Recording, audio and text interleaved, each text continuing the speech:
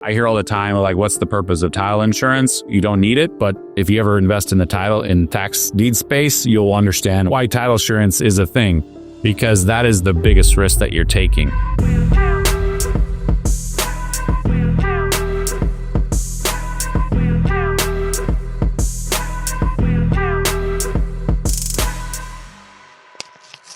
Hey, what's up, everybody? It's the 0 to 100 podcast. I've got Gabriel Hamill, Travis Dillard as my co-hosts, and today we have Brian.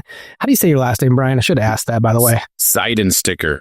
That is a long name with a lot of letters. I was not going to... It's long and daunting, but you sound it out. My 7-year-old learned it pretty quick because it just say every letter and it works out at the end. I got it.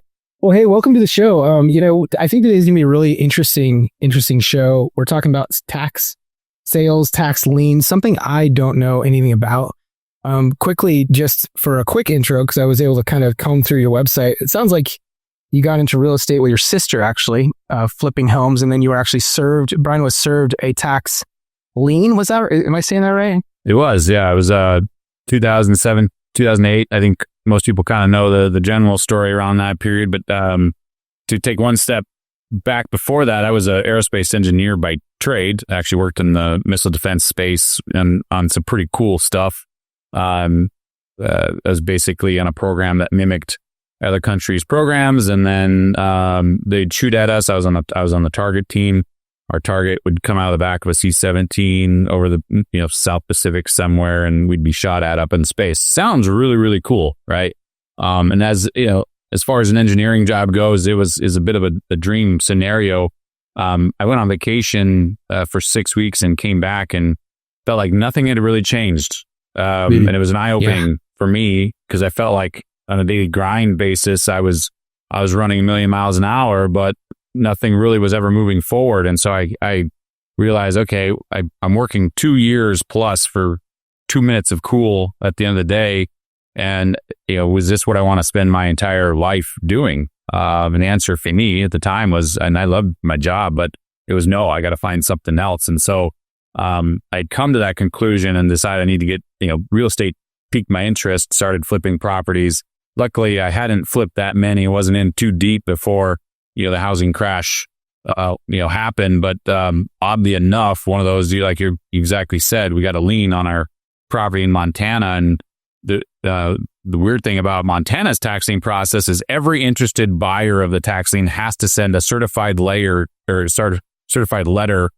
the homeowner. So I didn't just get one notice. I got like 50 of these letters, all saying basically along the lines of, you have to pay your taxes or you will lose your property.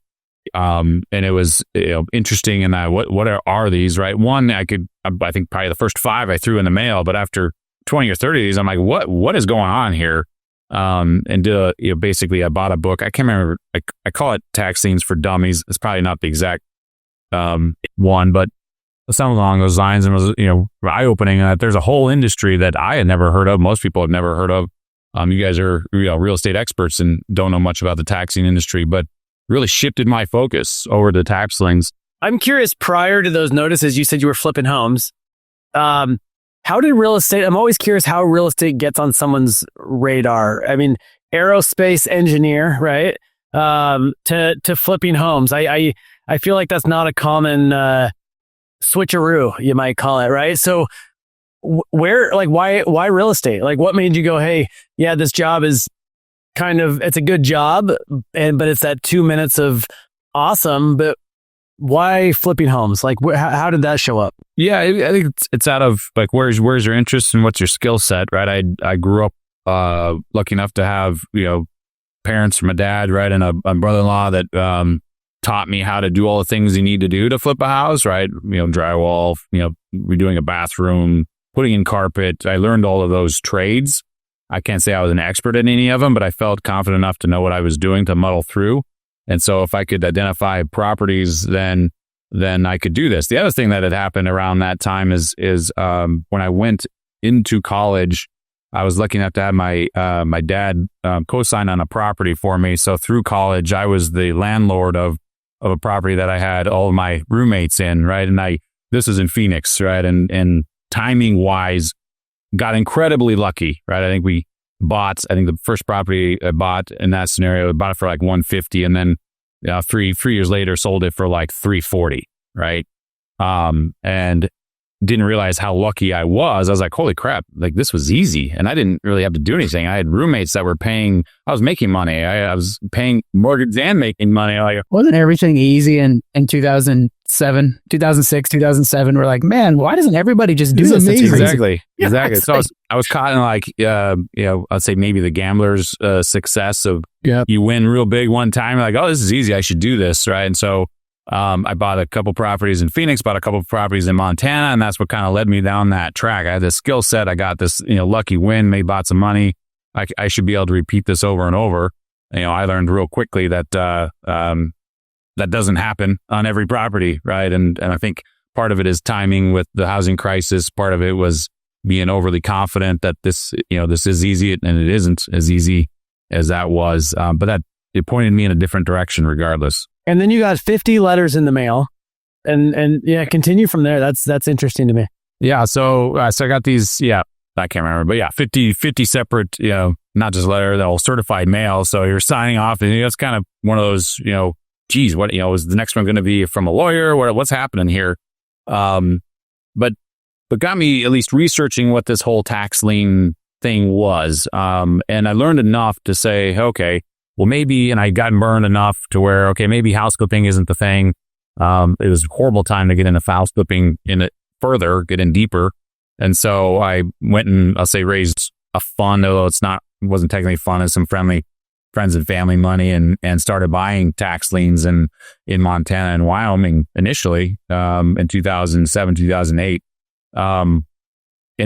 And really, that's where Rachel, you mentioned my sister, who was my first and still number one employee and partner at this stage, came on board and really was I just needed somebody to do basic things because there was no website out there showing, here's an upcoming list of auctions. Here's an upcoming list of liens associated with those auctions. Here's all the information associated with those liens, right? The taxable resources, which what it is today, didn't exist. And so basically, hired her to track those things. And then also out of necessity, and this is before, Google Drive, before, Dropbox, all of those, there's a million tools that would do it better today. But I just built a basic website. I had the skill set to build a website. I did that. And all she was doing is inputting the information so I could do basic things of just deciding where to go, what to buy, right? Not even, hard things like what do you do after you buy the lien and, et cetera. And I was at a conference in early 2009, and a guy kind of I was showing him what, our website, and he goes, have you made this public? And no, it wasn't really a goal of mine. He goes, I bet if you made this public, started charging subscription, you might make this a revenue as opposed to an expense. And I took his advice, actually became a partner, and that's where Taxable Resources as a company was born. We started aggregating the same information just on a larger scale in many other states, and then selling that information on a SaaS-based model. And by 2012, I had given up on the fund model and pursued the software space because the revenue from the two was a no-brainer. So Brian, for those that don't know what tax liens and deeds are, and I'm curious to how you would define it, but here's my only experience with it. So before I got into real estate, right, like 2002, I read Rich Dad, Poor Dad. I went to every single free real estate seminar, run to the back of the classroom, sign up for our thing, right? I never signed up, but I went to a lot of these free seminars, several of them being tax lien and deed seminars. And I always found it interesting. It was slide after slide of, people saying, I got this property for what was owed on taxes, right? Like some people are picking up properties for literally a few dollars. They make it sound easy. It looks easy. It's very, very intriguing. That's not the route I went, but I'm curious, for one, define what tax lien and deed sales are, but also, is it as easy as the gurus 20 years ago, run to the back of the classroom made it sound? It does sound intriguing, and in many respects it is, and it can be a great revenue source, but I will be the first to tell anybody it is not as easy as the late night infomercial might tell you, right? There's certainly the chance of these things happening, but I think anything in real estate, the reality is it's much more difficult than it sounds. Yep. Now, the different, tax liens, tax deeds, I'll use those somewhat interchangeably, but they are very different, right? A tax lien is, I think the best comparison I can make is it's a micro loan, right? You're not buying the real estate, you're buying interest in the real estate. It just happens to be that the government, they want to collect their taxes, right? They want to balance their budget. And so if somebody doesn't pay their taxes, the county in some states, and every state's different. That's the hardest part of the industry is every state has a different process. The county, right? In most states, it's the county would put a lien on your house, just like a mortgage, right? It's an encumbrance on your title, and then they'll turn around and sell that lien to a third party so they can get that cash, right? Now, what happens is the interest that's associated with that lien, usually it's governed by state statute, what that interest is earning, also goes with the lien. So the investor that's buying the lien is coming in saying, hey, okay, county, here's the cash you need to operate and balance your budget. But the interest that's going to be accruing on that lien to pay it off, when it pays off, and in most liens, it's like 98, 99% of liens out there will redeem and pay. That interest then goes to the investor, right? And that interest, it comes from the owner because it's accruing on the property as a lien. Okay. Correct. Yeah. None of that is paid by the county. I mean, it might flow to the county, right? The owner pays the county pays Sure. But it's all being paid by whoever is paying the taxes. On average, what percentages do you see with that piece? No, it does vary immensely, right? And then there's from one state to the next, and there's the I'll say statutory maximum and reality. And I'm going to use a couple examples, right? So in Illinois, which changed recently, it used to be was 18% maximum statutory maximum, but that's a 6-month rate. So potentially 36% a year. But the devil's in the details. How does that? What do I mean by that? Is it's an interest bid down state, right? So when you're buying these liens, you're not just getting that 18%, right? When you're bidding on them, you're bidding what percentage of interest you're willing to take. So it never, if ever, are you getting it at 18, right? You're winning it at, let's say 5, 6, 7%, right? Which is still can be a great return. So when you bid on this lien, if it's a $10,000 lien, I'm not bidding on the price of $10,000. I'm bidding on the percentage that I'm willing to take to hold that debt. In Illinois, correct. Okay. In Illinois, okay, right? And that's the Is that on average about 5%, or is it all over the board? So it's all over the board, right? And then it's kind of one of those, if you go to Cook County, I can guarantee most good liens are being bid down to 1 to 0, right? Because that's the other avenue, right? There's a whole model that was out there that is slowly disappearing because of some recent Supreme Court cases I can dig into if we get there. But it used to be you bought a lien with the hope of owning the real estate at the end of the day. So just like a mortgage, right? A lien will be a lien for so long. And then if nobody pays off that mortgage plus the interest, the lien holder can start the equivalent of a foreclosure type process of converting that lien into a deed, just like a mortgage. It's an asymmetric bet, even that. I mean, an investor's going, well, I put up $10K. The risk, even if it's a few percent interest rate, the upside is I get a $100,000 house for $10,000.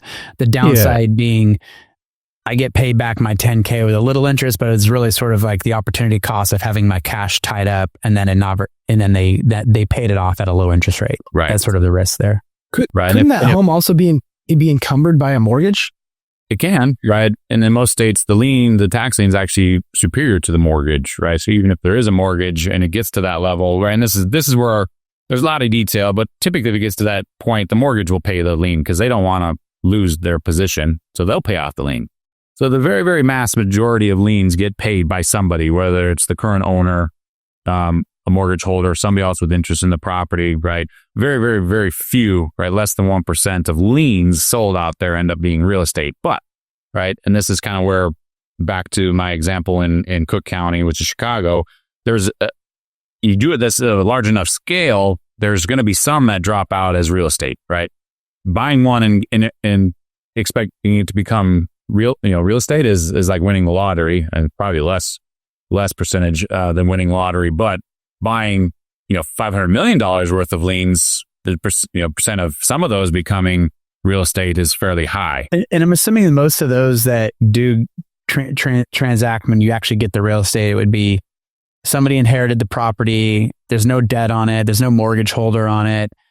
they forgot about it. They don't really, and it just sort of slips between the cracks, and like a certain time period lapses, and then you're able to secure the property. And is that like a 3-year process, 5-year, 10-year, 2-year? Like how long does that normally take? And again, it depends on the state. In Illinois, it was basically 2 to 2.5 years is what that process. Some states it's 3 years. Some states it's 6 months. It kind of depends. But what I want to point out is that model, right, of buying those liens with them converting into deeds is going the way of the dinosaur, meaning that Tyler Hennepin was his Supreme Court case recently. There's a lot to it, right? And I'm not an attorney, so don't hold me to all this. But basically, what happened was in Hennepin County, which is actually Minnesota. Oddly enough, this isn't related. It wasn't related to a tax lien at all. Minnesota's a tax deed state. But what happened was the county forecloses their position on that property, and then they resold the property. And then what the county did is they kept the excess proceeds. And the Supreme Court case and the argument basically came in and said, hey, counties can't, they should be paid what they're due, but they shouldn't be making this a profit center, right? And so if the county had $5,000 in taxes that were due to them, whatever process is in place, they should be paid $5,000. And if they're sold for more than that, it should go back to the previous owner. And I think it went one step further to say there should be a process in place to create that excess equity. And that excess equity should be, basically the right of the previous owner, right? Or any other lien holder, the mortgage, etc. Very similar to like a mortgage foreclosure situation is what they're, stating. The ramifications of that decision basically are stating, okay, states that didn't have this mechanism, aka a tax deed sale, and I'll get back to your question, Gabriel, with the difference between tax lien and tax deed, but the states that didn't have a tax deed sale to create that equity are not compliant with that court case hearing. And so states like Illinois, and there's several others that didn't have a deed auction to sell the property, to what you consider fair market value, are no longer, some would argue, as constitutional. And so there's going to now be an implementation of deed sales across the board where there weren't any previously. Now, deed sale, right, back to your question, on go, Gabriel.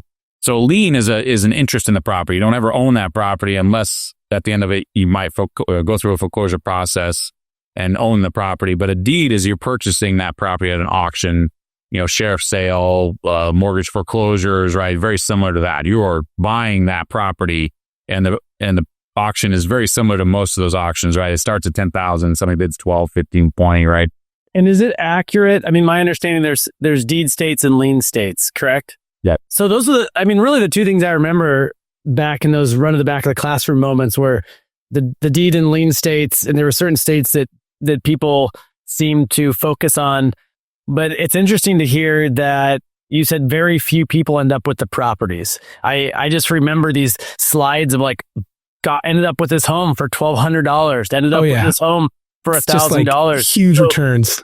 Yeah. So you're saying that's actually rare. They may be earning interest on that, but someone actually getting the home what is the actual statistic around that if you know that? Yeah. So in lien states, right, or liens sold historically, again, this model is going to go away to where it's zero because you won't be able to buy a lien and turning it into a deed. It has to go to a secondary deed auction, right? So liens that convert to deeds historically nationwide has been less than 1%. Wow. Right? So it's a very small percentage. Now, deeds, right, since you're buying that property, in reality, there's a middle ground, what we call redeemable deeds, where you buy the deed, but there's still a redemption period for the previous owner to redeem that back. Though that redemption rate is immensely smaller, right? But you're also not buying a lien for $1,200 on a $100,000 house and ending up, you're bidding that up to $60,000, $70,000, right? That's what you're paying for that property. So it's much more competitive than buying liens. And so I guess for anybody listening, that's like, ooh, this lien thing sounds pretty cool.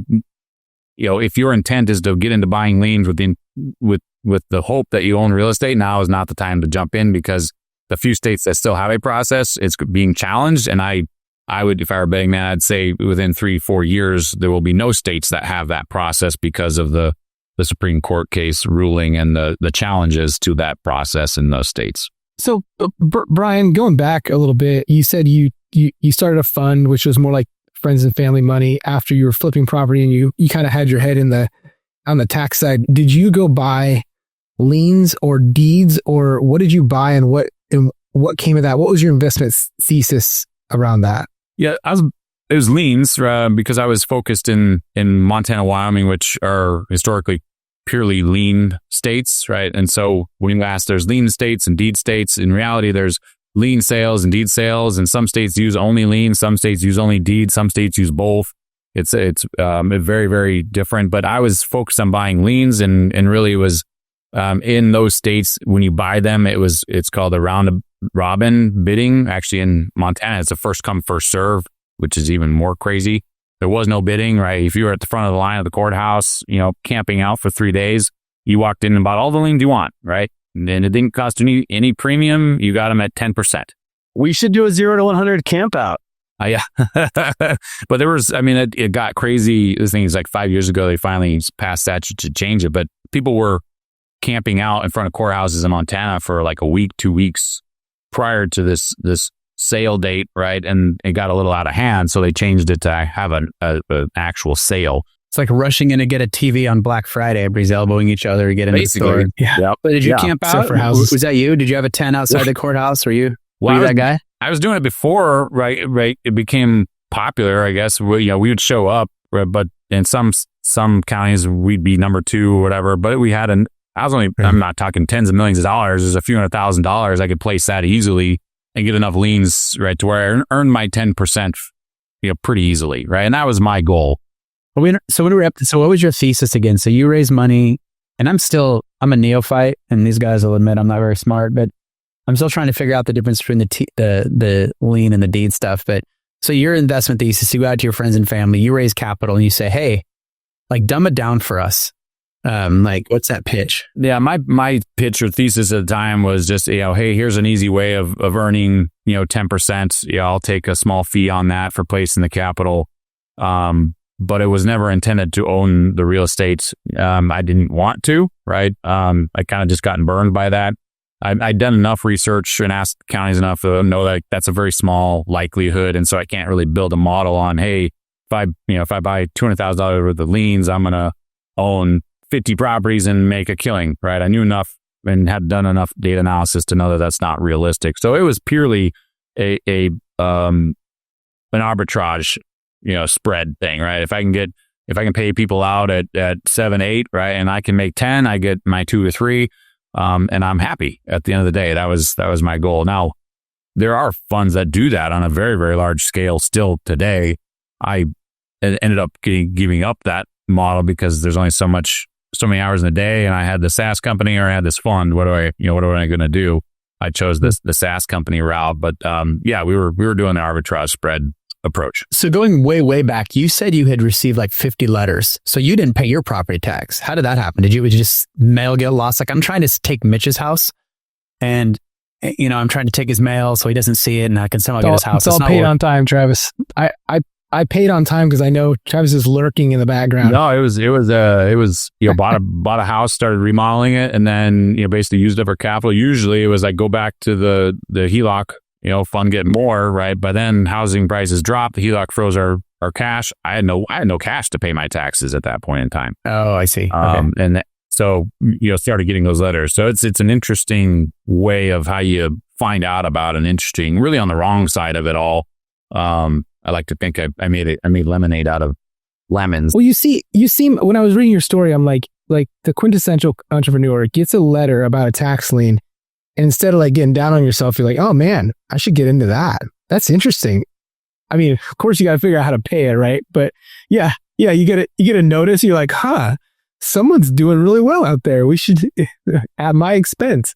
I'd like to say it was all, it was all rosy, but there's certainly doom and gloom days in there. But at the end of the day, it guided me in a different direction. And as my mom always said, one door closes, another one opens, and I saw the other door open and started walking through it. So these get rich quick things, the stuff Gabe was talking about.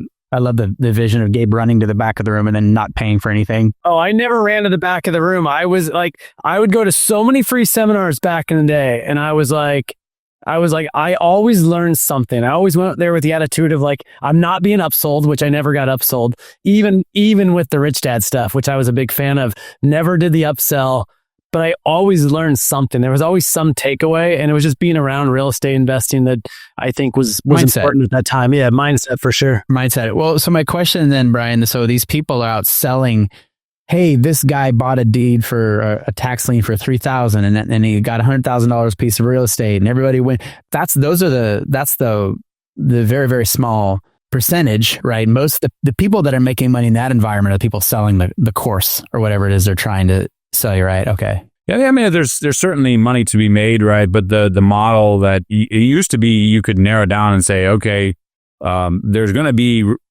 roughly 1% of these end up deeds, right? That's a better, I think, I don't know, I haven't heard this pitch, but I think it was like, that's a better chance, right, than going and buying a lottery ticket, right? So can you find enough money to buy 100 of these? You will win the lottery statistically.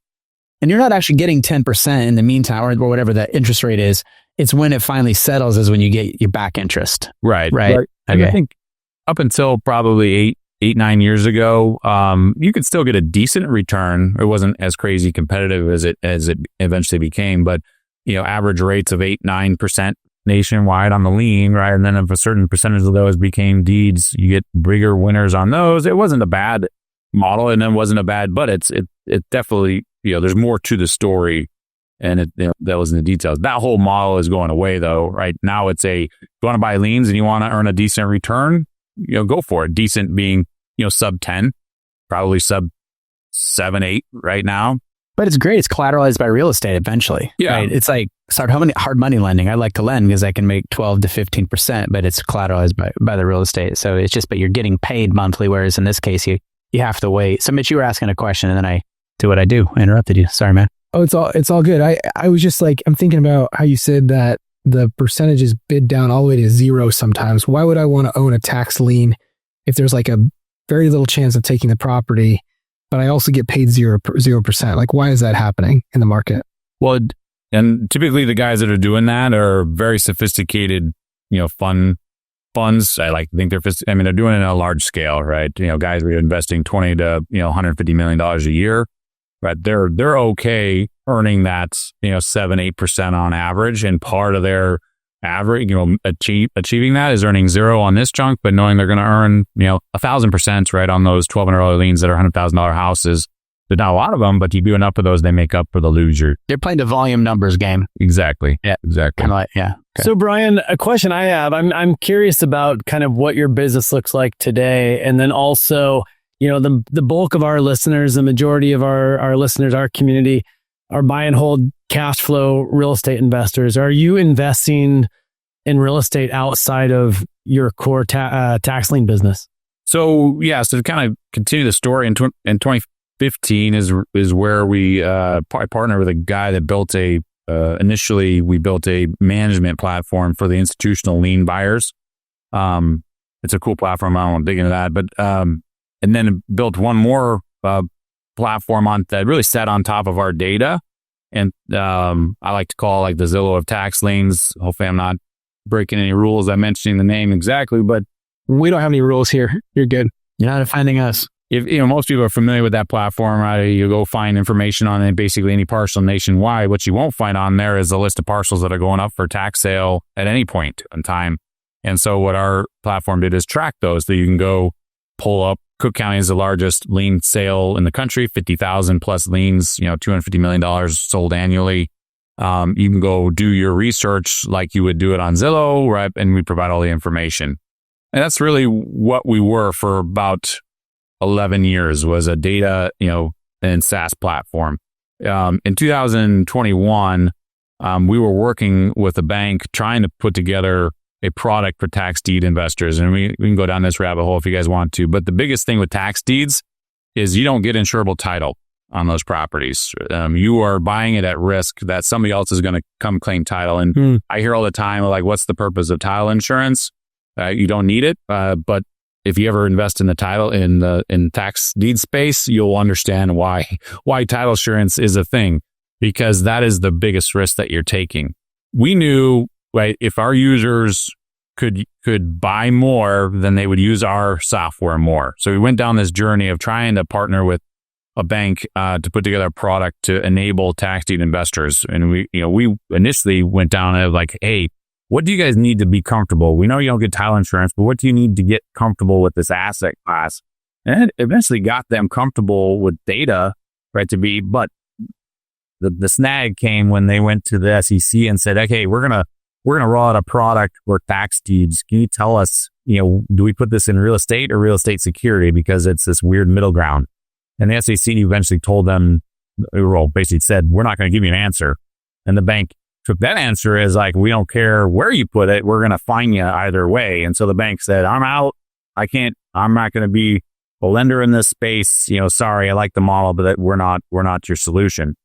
So good or bad, I went back into the fund mindset and created a fund to raise capital and provide capital to tax deed investors. We call it non-north capital, and that's what we're doing today. And, the way it's structured is we do now buy tax deeds.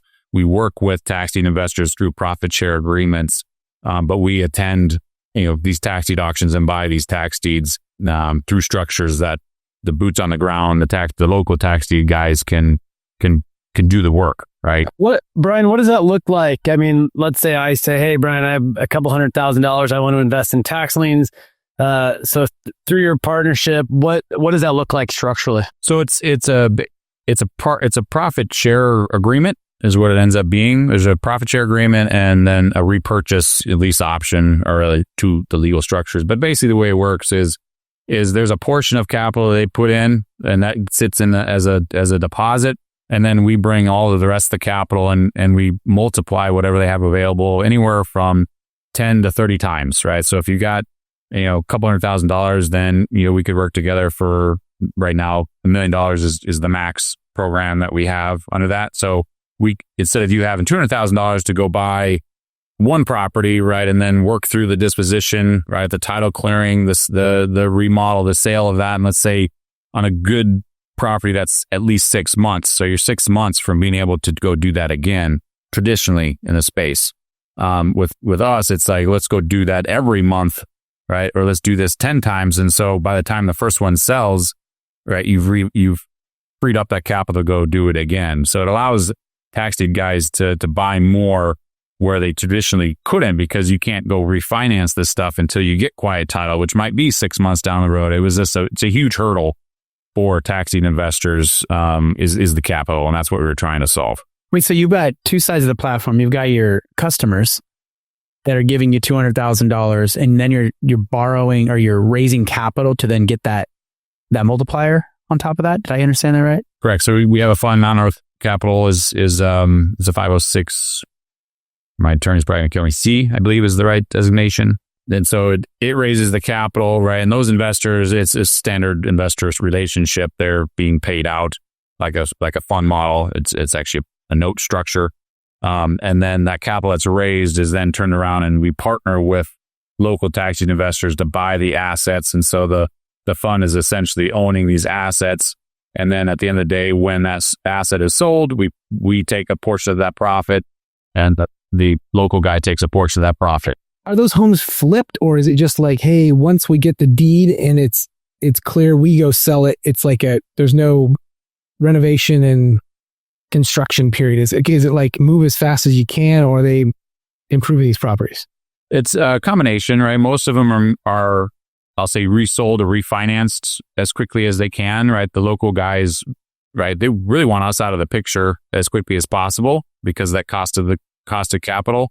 But there's certainly some that utilize the remodel and will work with that. Now you'd mentioned a lot of the listeners are buy and hold, right? We're not the long-term financing solution, but we're great at, hey, you want to go buy a distressed property, you want to get it remodeled, and then you want to refinance it, right? Get it tenanted and refinance it, 9 months down the road, we are that bridge financing, if you want to think of it that way. So you're like a syndicated private money lender that you syndicate capital from investors, and their investment is collateralized by the real estate essentially. But you're relending that essentially for these investors to go buy assets, and then you're taking a piece of the top. So it's kind of like a hybrid. It's like a baby was born between tax liens and just a typical private money fund. True. Yeah, I guess the only case it's similar, but we're not technically a lender. So we're not lending to these folks individually. We're buying the assets, and then they have the right of repurchasing that from us at some point in the future, right? So we're not technically a lender.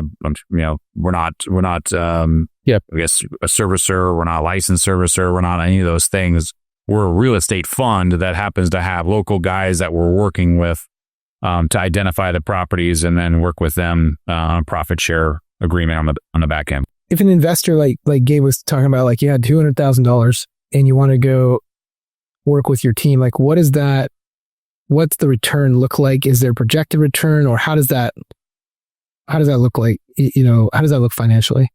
So on the local tax deed guy that we're doing profit share on. Well, I think you're asking about the actual investors that you raise capital from in the fund, right, Mitch? Either one. I'm kind of confused, to be honest with you. Yeah, me too.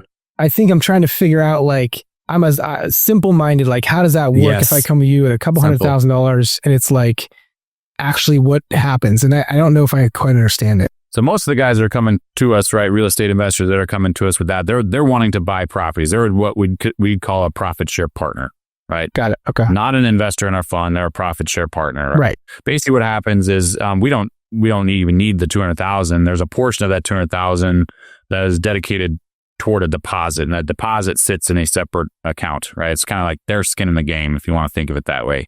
So let's say if you want $1 million in buying power, the largest deposit that we would take is $99,000, and then you get 68% of the net profit on each deal that we do together, right? So basically, your $99,000 sits in an account. We work together to identify properties. We help in that regard in identifying markets. That's kind of the unique thing that we bring to the table is we've got all this data. We know where the best deals for tax deeds are nationwide, and we say, okay, we're going to go to this market. We're going to buy these properties. You're going to be the guy that is then deciding what is done. If it needs a remodel, if it needs cleaned out, you got to deal with the code violations, right? They're the guy that are the boots on the ground. If there's checks that need to be written along the way, we'll help write those checks, right? And we'll do this not in one asset. We'll do this over and over because now instead of $200,000, you've got $1 million of this buying power to go do that. When that asset gets sold at the end of the day, that the first thing is paid is whatever our cost of capital is, right? And then whatever expenses are associated with holding that asset, and then net profit is what is split at the end of the day. And your cost of capital is basically giving a yield back to your investors on the other side of the platform that are, Exactly. Okay. Yep. And do these people that want to work with you, do you have to vet them? I mean, you don't want guys like, you don't want any schmuck on there. Like if Mitch came to you and was like, hey, I got $200,000. Be careful. I want to do this thing, but he's, if he's driving a BMX bike and a backpack and he's missing some teeth, like, Mitch, your teeth look great today, by the way. But I'm just saying, me, by the way. Is there an application process? Do you have to vet these people? Because these are like your partners. Like you don't want some crackhead. Yeah, there are. Yes, there is. There's vetting. We don't really care about your credit score. At the end of the day, is because we're buying the asset, right? It's all asset based, but there's an application and we do a background check and make sure we're not working with known money launderers. Or anybody with a crazy. There's been a few folks that is like, your pass is a little more colorful than we like. But if you have most successful guys that we work have some color background because they've been in tenant disputes, right? That's normal stuff, right? But if you have a money laundering, federal investigation or something along those lines in your background, we're probably going to say thanks, but no thanks. But we don't do a credit check. It's basically asset based underwriting after you pass the background. But you're relying on these people to execute on the business plan. Mm-hmm. Like they have to run the property, the project. If you're cleaning it up or rehabbing it, like these are pretty critical to the operation. Experience is the other big one, right? Is it's not going to be anybody who watched HGTV yesterday and said, "Hey, I want to do this." That's not who we're looking for either. They've got to have at least 2 projects that they've done. They've got to provide the information that show that because at the end of the day, it's a partnership. We only win if they win, and they only win if they know what they're doing. And we can't be the guys that are dragging those rocks up the hill. They got to push those rocks up the hill themselves. So Brian, I'm assuming this is mostly single family, but I'm assuming that. Do you see other assets, apartments, mobile home parks, commercial assets go through? Like, what are you buying? So we're definitely, majority of what we're doing, right, is single family home, right? With probably the next big asset class that we provide funding for is vacant land. And then the next one down is let's say commercial office to some degree.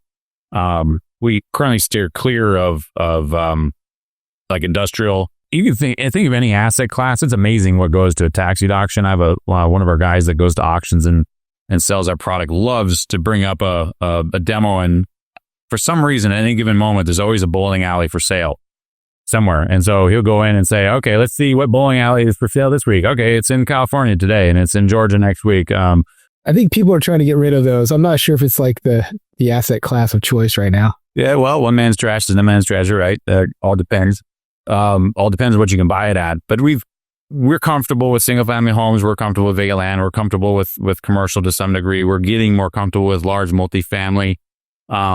And the really unique part of our data and our product, right, is the fact that we aggregate this nationwide. And until we rolled that out 4 years ago, you could not, if you wanted to go into commercial real estate and buying tax deeds, good luck, right? Because you might go to 10 auctions, right, in Florida, and they might show up once a year. So unless you're very persistent in going to those auctions every month, right, and they happen to show up, great, you win. But the process of trying to boil it all down and saying, hey, if I want a multifamily of 140 units and up, those only come up, maybe 10, 15 times a year, but you don't know where.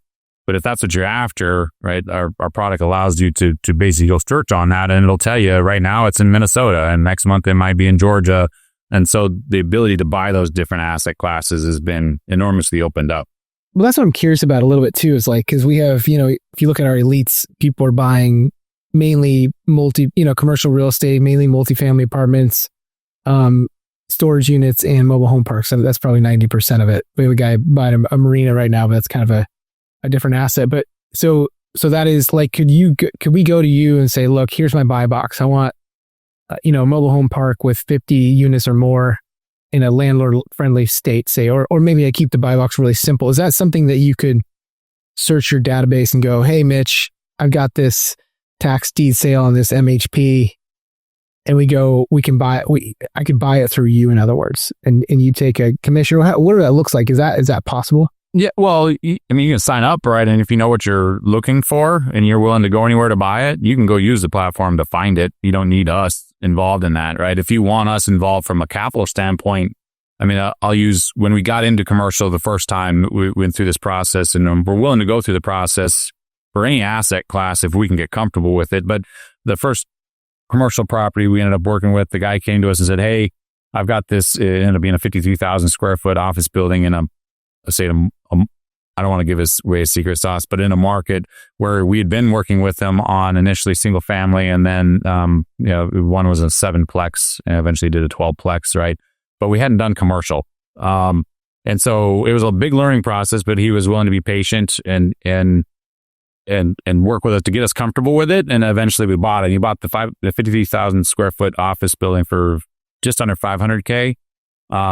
We worked with them. We then provided limited capital on remodeling that, and he had it reappraised 6 months ago for just over $2.5 million. So we want to do that. Yeah. That's what I was trying to get at. Don't we all, right? I'd love to repeat that over and over and over. So I was going to say, so if I'm on your platform, I find a single family home or a mobile home park or whatever I'm looking for, I want to go buy it. You talked about title insurance being a problem. Can I get title insurance on these tax deeds? You're not going to get it from the county. And that's the biggest thing you can, right? And there's products out there that allow you to turn around and get owner's policies if certain things are done, right? There's a couple, tactile services is a big one. Logs is a big one.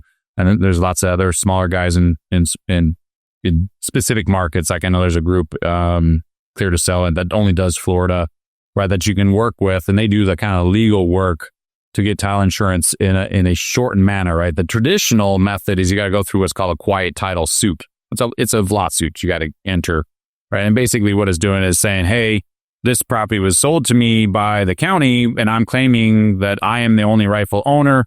And it goes through a process of notifying everybody appropriately. And if nobody steps forward, the judge says, okay, you are the rightful owner. Now you can turn around and get title insurance from anybody at that stage, right? But the risk is if I buy this tax deed and I don't have insurance, then it can have somebody's cousin come out of the woodwork, right? And go, hey, I have claims to this property.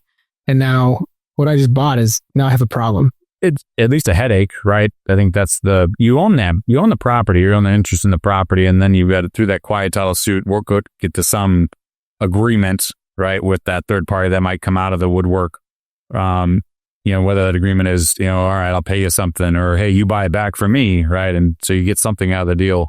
Rarely is it you lose all of your equity, right? But there's certainly a headache you got to work through. But that is exactly, you nailed the risk, right? That's the title risk that you don't typically deal with most real estate, because you get title insurance at the closing. That's already been looked into and you don't have to worry about it. With tax deeds, it is a front and center. So every asset that we look at, at auctions is underwritten from two perspectives. One is the asset value, which most people are familiar with. And the other one was the title aspect, right? Of like, okay, what does this look like? Because by looking at the title, we can get an idea of like which are easy and which are going to be massive headaches. And we try to limit the massive headaches as much as we can. So if it's a deceased person with et al., right, that lost the property, now you open that up to any heir, right, that could come out of the woodwork and say, hey, I've got interest in this property. Whether or not they were noticed correctly, probably not, right, through the foreclosure. So now you've got that headache. Maybe if you've got 5 kids, you got 5 headaches you got to deal with. So that's one of those indicators that we try to not, pursue. So from my perspective, in 0 to 100, again, we buy real estate to hold and cash flow and use for time freedom. But when I look at this, it's like this other area to search, to look, to find assets that we can, buy the tax deed, clean it up, do a long-term refi on it, whether it's a single family or a duplex or a mobile home, whatever asset class that is. I mean, I can see how that would be potentially beneficial. Curious though, I get it. There's a wide range, but can you just say, hey, usually you're going to get a 20% discount, or usually you're going to see what do you see in these deals? Because obviously to go through and take that extra risk of title, I need more upside. So what are people on your platform seeing as far as upside goes? So it does vary immensely by state and really down to how the auction is performed. The online auctions are way more competitive because, like I say, every California dentist is wanting to buy those assets, versus if you got to show up live at the courthouse, in Dallas, Texas on the first Tuesday of the month, right? That eliminates a lot of the online, I guess, comfort of your couch investment, folks. So there's definitely varies by state, and it varies by auction type, and certainly varies by the way those auctions are worked, right? Of is there a redemption period, et cetera. And it runs the gamut, right? I'd say if you're looking to buy a single family home on a tax deed auction in Florida, good luck getting much, if any, of a discount, right? The competition for those really until now has been very, very competitive. Now, if you were to go to in the middle of Arkansas buying that asset, you can probably get a pretty good discount. And so where do you make the most money? The answer to that question is slightly different. One of the things that we do as part of our profit share program is we know what stuff is selling for. And so we can kind of say, okay, we target stuff, where we can buy it for what we call 65% of as is value, right? And that as is value is a unique thing to us in that, right? Maybe it's worth $400,000 as repaired, but it needs $100,000 of work, right? But also needs $20,000 of title clearing, right? So we arrive at a, $300,000, $280,000 as is value, and we like to buy it at 65% or less of that. And so we try to point the folks that we're working with, either they're in markets where we already know that there's good deals and we can give them cash and enable them, or we try to redirect folks that are maybe a little frustrated with they're buying them at 80, 90%. They'd like to buy them at 50, 60%. And we try to guide them in the right direction. I like that metric. 65% of as is value leaves a lot of room for a return, but a lot of them for mistakes too. So I like that.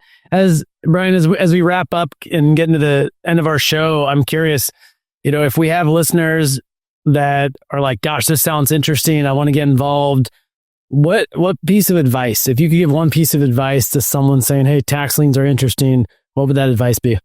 If you have a specific state in mind, and most people do, right, is find an attorney that is experienced in tax sales. So not just any real estate attorney. Some of them do, many of them do, but find one. And I would ask, like, do you have experience in tax sales, right? Whether tax liens or tax deeds. If the answer is no, keep asking, keep looking.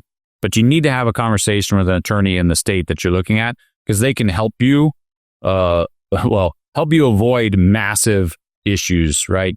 Yes, tax liens are technically backed by the county, but the county will also say your tax lien on a mailbox, a sidewalk, right? There's really no underlying asset value. They don't tell you what you shouldn't be buying. And so you need to do your homework and understand what are the pitfalls in that state before you jump in head first. That would be the biggest recommendation, would be to talk to an attorney, or reach out to us. I don't mind pointing you to an attorney if it's a state that we're familiar with, but you need to have that conversation. Otherwise, you might get lucky the first couple of times, but you will eventually get burned.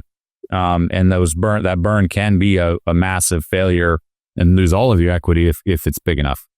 Sure. Great advice. What an interesting story. I mean, it's like you started in the investing game, real estate focus, but now you've built a tool to help real estate investors. It feels like you're selling shovels to the miners in a way. I don't know if you think about it that way, but I do. That's what I was thinking.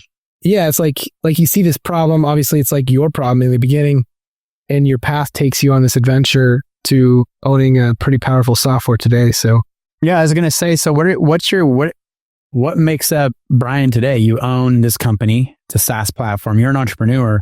I think Gabe alluded to this earlier. Do you own real estate, or you're like, oh hell no, I'll keep selling shovels to the real estate investors? And we do, right? I do only indirectly through Mountain Earth Capital, but it's always with a profit share partner in mind. So do I own real estate that I'm managing myself? No, right? I operate a fund. We operate a fund that owns a lot of real estate. It's not gigantic. We own $23-24 million of these tax deeds, nationwide. We have a SaaS platform, but I don't right now don't have any direct interest, and it's really more a bandwidth thing for me. There's only so many hours in the day, and so I've chosen those two paths. It's funny in the selling the shovels to the miners. It's I was a young kid when my family background is in ranching, and when my family migrated to Montana in the late 1860s, right? It was hey, we're going to raise sheep initially, and then cattle, really to feed the folks that are fighting the war back east, right? And so they looked at that was their entrepreneurial method, was like, okay, instead of mining the gold, which is what a lot of the folks were doing out west, we're going to feed the folks that are mining the gold. And he told me that story, and it stuck with me. That's always been my thing of like, let's go find the gold, but let's not mine the gold. Let's figure out how to feed the gold miners. And this was the result of that mindset. Your investors, by the way, if they want to invest in your platform it's more of it's a credit arrangement. What return do they get? Are they, because you can invest in private money funds right now, and you're going to get, depending on who it is, 8, 9, 10%. What is that? Is that on pace with what you're giving your investors? We pay out 14 to our investors. That's great. You're giving a 14% return. Is it riskier to the investors? I like to think not. It's still asset. It's 100% asset backed, right? It's in all scenarios. We own the asset. There's no shared interest in properties. So it's a first lien. It's a first lien on that asset. It's not even a lien. We own, right? So we're buying the tax deeds. Got it. Right? But it is an asset class many folks didn't understand. So when you start talking about tax deeds, right? That's where, when we rolled this out 3 years ago, it was like, oh yeah, we should, real estate funds typically pay 8, 9. We should be able to do that. And then you had inflation, you had, Fed rates, skyrocket. And so we've kind of ended at the 14. But it's not for everybody. You got to have $250,000 as a minimum investment in it. You're paying 14 out with $250,000 investment right now to your investors. That's fantastic. As a minimum, yeah. Yep. As a minimum. The minimum investment, yeah. I think our largest investor is $2 million, yeah. And how long do your investors usually have money placed with you in a fund like that? 2-year minimum. So far, everyone has extended that. So the longest is when we'll invest since the beginning. I don't want my money back. Just keep paying me 14%. Wow. Man, congratulations on your success, Brian. This was a very unusual podcast recording for us because usually we're interviewing people that have scaled in real estate and achieved time freedom. However, I think this is really valuable to our listeners because you're providing guys like me that might want to get a yield on my money. That's like at 14%, but you're also providing almost like distress asset deal flow or helping people with distress asset deal flow in the tax lien market. So that's kudos to you. Congratulations for selling food to the gold miners. Because the gold miners are the guys sometimes that go in and the cave falls in on their head and they're dead, but you're back there just feeding them. So that's a cool model.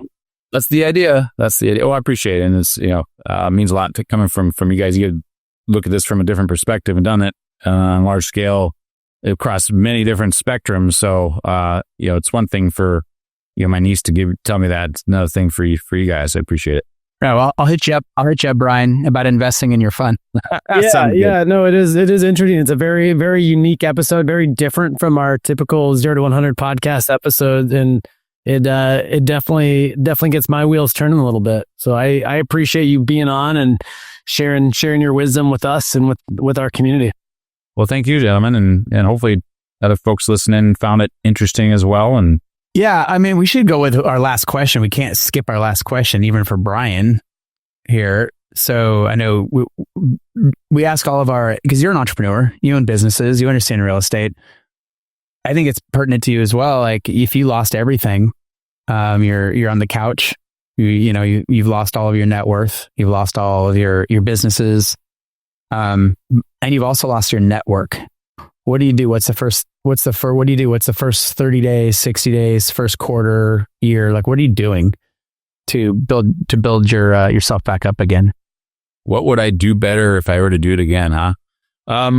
Or just what would you do now, knowing what you didn't lose your knowledge, you just lost like everything plus your network, but you have your brains. Then it's going to have to be going to rebuild that network because the model works, right? So if I lose it all once because of some crazy event, then it doesn't mean that it can't be done again. So the knowledge is the hardest piece, right? It's the time flies, 17 years of being in the industry, right? And knowing what is good, what isn't, what's bad, right? What do you want to avoid from a title perspective? What's not scary, right? Where are the good markets? If I have all of that, I'll know where the deals are. I just got to go, have the capital to do it. I like what you just said. It's like the knowledge is the hardest. The knowledge experience is the hardest. The network is the most important. I mean, that's kind of what I gather from that, which I feel like, I believe in that. So, man, thank you so much for joining us. This was definitely tip of the spear, how to find deals, how to be creative. Super interesting to learn. I've learned a lot because I knew nothing going in. So this is a crash course for me. Well, thank you guys. Thanks for having me.